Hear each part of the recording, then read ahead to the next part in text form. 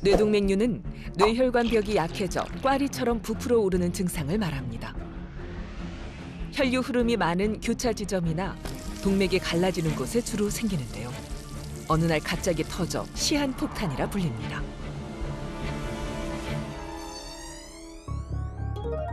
그런데 최근 뇌동맥류 환자 발병률이 증가하고 있습니다. 그 이유는 무엇 때문일까요? 조기 검진 시스템이 발달하고 뇌 영상도 저희들이 많이 촬영해보는 그런 시대에 와 있습니다. 그래서 동맥류 환자가 증가한다기보다는 그런 검진 시스템을 통해서 발견되는 동맥류, 조기에 발견되는 동맥류가 많아진다. 그래서 우연히 발견되는 경우가 굉장히 많은 것 같습니다. 그렇다면 환자들이 느끼는 뇌동맥류의 증상은 무엇일까요? 딜레마가 있는 질문이 바로 이 질문입니다. 제가 걱정되는 게 그렇다고 해서 다 동맥류가 아니기 때문에 그런 띵한 두통만 가지고 동맥류의 전조 증상이다. 이렇게 말하면은 너무 많은 분들이 걱정을 하게 되겠죠. 그런 분들이 많으니까. 그런데 제가 보면은 일반적으로 뇌 안에서 유발되는 두통, 특히 혈관성 두통은 일단은 시점이 분명합니다. 그러니까 혈관벽에는 통증을 느끼는 세포들이 존재합니다. 그래서 혈관이 갑자기 이렇게 팍 부풀어 오르거나 이럴 때는 일단은 통증을 유발하게 돼 있습니다. 전체적으로 띵하다든지 아니면 시점이 분명한 두통이 있는 경우는 한번 혈관성 두통을 꼭 생각을 해봐야 되고, 오히려 왼쪽 머리가 아파요 이렇게 해서 저한테 오시잖아요. 그러면 저는 일단 안심합니다. 어떤 한 군데가 아파요 이런 거는 거의 두피통입니다. 그래서 어떤 전조 증상을 저한테 물어보시면은 정확하게는 이게 솔직히 말해서 없는 경우가 많습니다. 그렇다면 생존한 환자들이 말하는 뇌동맥류 파열 증상은 무엇일까요? 우리가 동맥류가 있는데 여기에 구멍이 뻥 나서, 그러니까 화산이 폭발을 하는데 대폭발을 해버리는 경우가 있습니다. 그러면은 그 일대가 다 망가지죠. 막 화산재도 있고 그다음에 용암이 흘러나와서 완전히 망가지게 되는데, 대파열을 하는 경우는 보통 사람이 의식을 상실합니다. 그리고 의식이 바로 혼수 상태라든지 반혼수까지 가기 때문에 잘 기억을 못 합니다. 그 두통이 있을 때 어떠셨어요? 이렇게 물어보면 그 참기름 짜는 기계에 머리를 집어넣는 것 같았어요. 이렇게 표현을 합니다. 뇌동맥류가 파열되면 다음과 같은 증상이 나타나게 됩니다.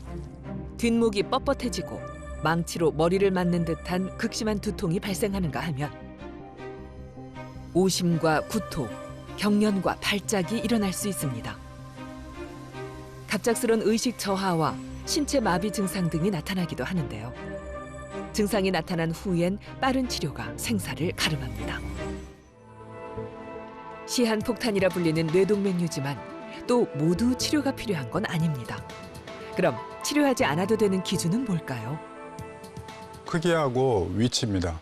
크기가 크지 않으면 잘 안 터지거든요. 그렇지만 그 크기랑은 상관없이 또 어떤 곳은 같은 크기여도 잘 터지는 위치가 있고, 그렇기 때문에 크기를 먼저 보고 두 번째는 위치를 봅니다. 그 뇌로 가는 동맥은 경동맥에서 시작돼서 뇌까지 이르거든요. 그러면은 필연적으로 이 두개강, 그러니까 해골이죠. 해골의 저부를 이렇게 뚫고 지나갑니다. 그 해골 쪽에 가까우면 가까울수록 동맥류가 주변에 딱딱한 조직이 많이 분포하고 있을 가능성이 높은 거죠. 그래서 동맥류가 있더라도 주변에 보호막이 많은 경우는 치료를 안 할 수 있는 겁니다. 그 환자분의 나이라든지 이런 것도 고려를 해야겠죠. 왜냐하면은 고령인 경우는 조금 터질 위험성이 더 있더라도 수술이나 시술에 따른 위험성, 그다음에 마취의 위험성이 있기 때문에 조금 더 보수적으로, 그러니까 치료를 좀 안 하는 쪽으로 가는 편이고요. 젊은 연령층일수록 또 더 적극적으로 치료를 고려해야 되는 경우들이 많죠. 뇌동맥류의 발병 원인과 고지혈, 고혈압 등 대사성 질환은 어떤 관련이 있는 걸까요? 그 뇌혈관이 엄마 뱃속에서부터 이렇게 분할을 하거든요. 이게 나무가 자라듯이 가지를 뻗는데, 그때 그 가지가 발생할 때 가지 부분에 혈관이 약한 부분이 존재를 하게 되고요. 그게 후천적인 인자에 의해서 이렇게 부풀어 오른다고 저희들은 이야기를 하고 있습니다. 그래서 고지혈증이라든지 혈관의 신축성을 떨어뜨리는 거, 그런 생활 패턴 있지 않습니까? 혈관의 인장 강도가 떨어진다. 그러니까 초기 압력에는 혈관 딱딱한 게 대응을 잘하는데 신축성이 떨어지기 때문에 혈관이 동맥경화 있는 데랑 아닌 데랑 비교차에 압력차가 존재하기 때문에 이쪽 부분이 터져버리는 거죠. 부풀어 오를 수 있고. 이게 인체는 참 신비로운 게 우리 몸에서 안 좋은 상황 때 막 혈압이 올라가도 이 경동맥에 관문이 있습니다. 그래서 신체에 혈압이 올라가도 이 관문에서 부교감 신경계를 활성화시켜 가지고 혈압을 낮추게 하려는 보호 기전이 있습니다. 근데 중요한 게 나이가 들어가면서 그런 방어 기제가 점점 허물어집니다. 그래서 뇌출혈을 유발하게 되죠. 두 번째는 혈관벽이 건강하다고 하더라도 일시적으로 이 혈관벽을 부풀게 할 수 있는 그런 생활 패턴이 있습니다. 온도 변화라든지 아니면은 아주 뜨거운 곳에 있다가 차가운 곳에 갑자기 나갔을 때, 그 다음에 과도한 어떤 흉압이 올라가서 무거운 걸 들었을 때나 아니면은 뭐 변비 같은 이야기를 많이 하죠. 변비도 우리가 어떤 그 근본적인 걸 배출하기 위해서 흉압을 많이 올리게 되죠. 거기에 집중하다 보면 우리의 역치를 넘어서는 흉압을 주게 되고 이게 뇌압의 상승으로 이루어져서 동맥류가 부풀어 오릅니다. 그리고 또 하나 주목해야 하는 건 연령별 발생 빈도입니다. 50대 이상 중장년층에서 발병률이 상승하는 만큼 뇌동맥류는 노화와도 관련이 있습니다. 돌연사의 위험을 부르는 뇌동맥류. 그 공포에서 벗어나기 위해선 무엇을 해야 할까요? 저는 무엇보다 중요한 게 식생활이라고 생각합니다.